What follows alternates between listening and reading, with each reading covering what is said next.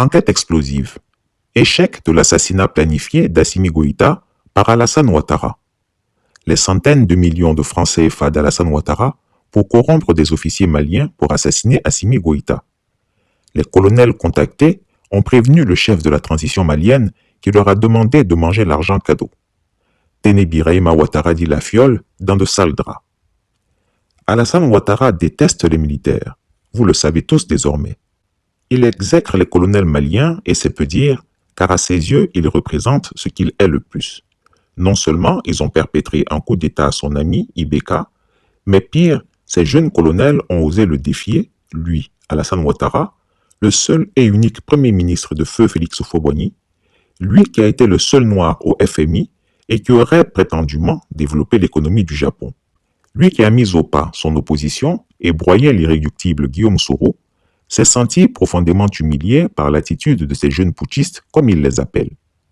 Pourtant, si Alassane Ouattara affuble Assimi Goïta du qualificatif de putschiste, lui-même n'est rien d'autre qu'un putschiste civil. En effet, Alassane Ouattara, le super menteur, a perpétré en Côte d'Ivoire un coup d'État civil en violant la constitution ivoirienne et en imposant un troisième mandat illégal. Surpris par la rapidité de la manœuvre d'Assimi Goïta et de ses hommes des Forzat, décontenancé par la passivité du reste des forces armées maliennes qui n'a pas accepté de faire échec au coup d'État contre son ami Ibeka, le chef de l'État ivoirien a tenté un baroud d'honneur pour maintenir envers et contre tout son ami au pouvoir. Il a ainsi conseillé à Ibeka de résister jusqu'à ce qu'il lui envoie des renforts pour retourner la situation militairement. Mais constatant la réussite du putsch, il a déployé toute une compagnie à la frontière ivoiro-malienne pour intervenir militairement en territoire malien afin de prêter main forte à des officiers rémunérés pour opérer un contre-coup d'État contre Assimi Goïta. Objectif, réinstaller Ibeka au pouvoir. Ce complot fut découvert et éventé par Chris Yapi. Puis, il a également tenté d'introduire une colonne ivoirienne qui devait infiltrer le territoire malien sous couvert d'une participation à la MINUSMA. Une fois sur place, ces éléments devaient quitter l'uniforme de l'ONU et revêtir la tenue des FAMA afin de tenter un coup d'État en complicité avec certains proches du colonel Goïta. Là aussi, Chris Yapi a mis à nu l'initiative et elle fut avortée.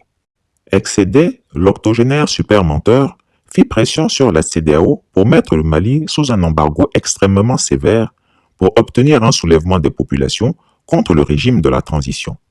Nouvel échec, la CEDEAO a pris des mesures normales sans verser dans l'excitation souhaitée par Alassane Ouattara en demandant aux autorités maliennes de leur communiquer un calendrier acceptable de transition. Depuis ces événements, les relations entre Abidjan et Bamako se sont dramatiquement dégradées. Les autorités maliennes ont en effet eu le temps de se rendre compte de toutes les manœuvres souterraines orchestrées par le tyran d'Abidjan pour obtenir leur chute. Elles ont compris qu'Alassane Ouattara voulait coûte que coûte soumettre le peuple du Mali à sa botte. Mais constatant que le nouveau régime devenait précautionneux et distant vis-à-vis de lui, il a changé de stratégie. Il a donc opté pour la politique de la séduction et de la carotte. La langue mielleuse et bien pendue, le super menteur a fait croire à ses contacts maliens qu'il était le bon grand-père, qu'il se préoccupait de la paix chez son voisin, qu'il était donc une chance pour le Mali et qu'il allait les aider et les protéger contre les mesures restrictives de la CEDEAO. Assimi Goïta en fut séduit, comme l'est actuellement le colonel Damimba et ses camarades, mais celui-ci ne paie rien pour attendre. Son tour viendra immanquablement et il n'aura que ses yeux pour pleurer. En Côte d'Ivoire, on dit « tout près n'est pas loin ». Voilà pourquoi, en gage de bonne foi et de bon voisinage, le colonel Goïta a offert 30 moutons au dictateur des lagunes pour la fête de la Tabaski dernière. Il fit même arrêter Bensouk, un homme politique ivoirien réfugié au Mali, en exécution d'un mandat d'arrêt lancé par la Côte d'Ivoire. Cependant, ce qu'il ignorait, c'est qu'au moment où ils échangeaient des sourires cordiaux, dans l'ombre la plus obscure, Alassane Ouattara, qui a la rancune tenace, préparait son plan B. Il faut dire que tout est parti de la chute du premier président de la transition malienne, Ba Ndao, et de son premier ministre, Mokhtar Ouane. Les deux hommes, manipulés et totalement sous influence de Paris, avaient tenté d'isoler Assimi Goïta de ses amis colonels en les éjectant du pouvoir et ce faisant, ils fragilisaient celui qui, alors, n'était que vice-président. Leur objectif était de le chasser du gouvernement et de le mettre aux arrêts une fois que ce dernier aurait été coupé de ses hommes et lâché par ses amis. La réaction rapide d'Assimi Goïta, qui les a déposés tous les deux, a une fois de plus surpris et courroucé Alassane Ouattara. Le despote d'Abidjan, qui croyait que le colonel Goïta lui mangeait dans la main, a eu le sentiment qu'il ne maîtrisait plus la situation à Bamako. Il a constaté que le jeune colonel, patron des forces spéciales maliennes, n'était pas un homme à se laisser dicter sa conduite et ne serait jamais un esclave docile.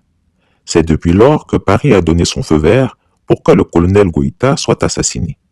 En bon exécutant des instructions de ses maîtres français, Alassane Ouattara a chargé ses hommes de main, coordonnés par son frère cadet Téné Birahima Ouattara dit La Fiole, d'entrer en contact avec des officiers proches du président de la transition malienne pour le liquider physiquement, comme ce fut le cas pour Thomas Sankara. Si vous vous en souvenez, Chris Yapi a fait une série d'articles pour alerter les Maliens et surtout Assimi Goïta. À l'époque, personne ne croyait à mes écrits. En effet, quand vous ne vous soumettez pas à l'octogénaire super menteur, il vous broie tout simplement. C'est un sanguinaire. Rappelez-vous du coup d'État qu'il a organisé et financé à Ouagadougou avec le général Diendéré.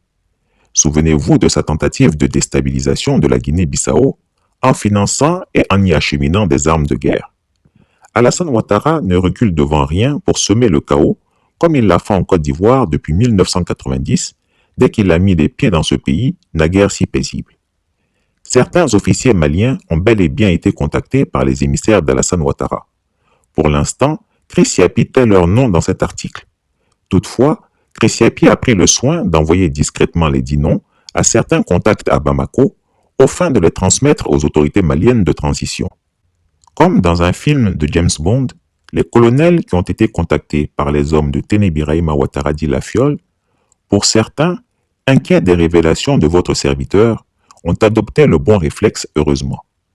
Ils ont demandé et obtenu une audience avec le président de la transition et lui ont fait intégralement le point des propositions qui leur avaient été faites par Alassane Ouattara par le truchement de son cadet Téné Birahima Ouattara dit La Fiole. Ils ont même présenté les enveloppes reçues.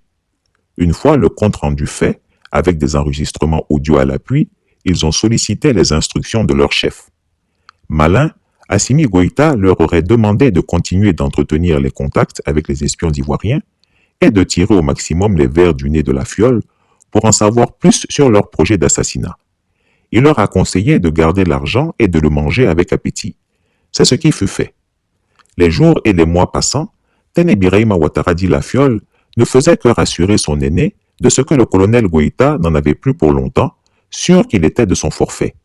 Il ne savait pas que c'était Assimi Goïta qui le manipulait à distance en le berçant d'illusions. Ce que Chris Yapi vous révèle est authentique et connu des sachants. Vous pouvez interroger le colonel Assimi Goïta, il vous le confirmera. Le jeu du à malin, malin et demi a duré pendant plusieurs mois. Et à chaque fois, les officiers maliens disaient que le plan d'assassinat était presque achevé et qu'ils avaient encore besoin d'argent pour telle ou telle chose, et La Fiole se précipitait pour ramener les sommes demandées. Les mois passant et ne voyant rien venir, Alassane Ouattara a compris qu'il s'était fait rouler dans la farine par des officiers plus malins que lui. Honteux, il a déversé un tombereau d'injures sur son cadet et s'est juré de se venger.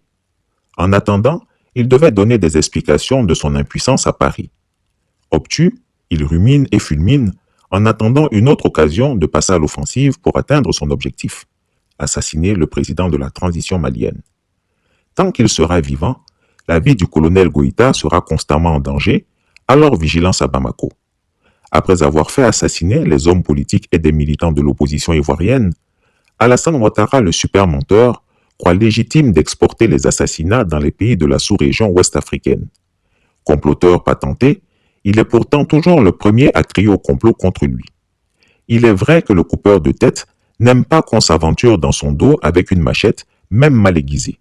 Chris Yapi suit cette affaire et il reviendra bientôt avec d'autres détails. Chris Yapi ne ment pas. Retrouvez Chris Yapi sur son nouveau compte Twitter, ses 2 chaînes YouTube, sa chaîne Dailymotion, Instagram et Mediapart.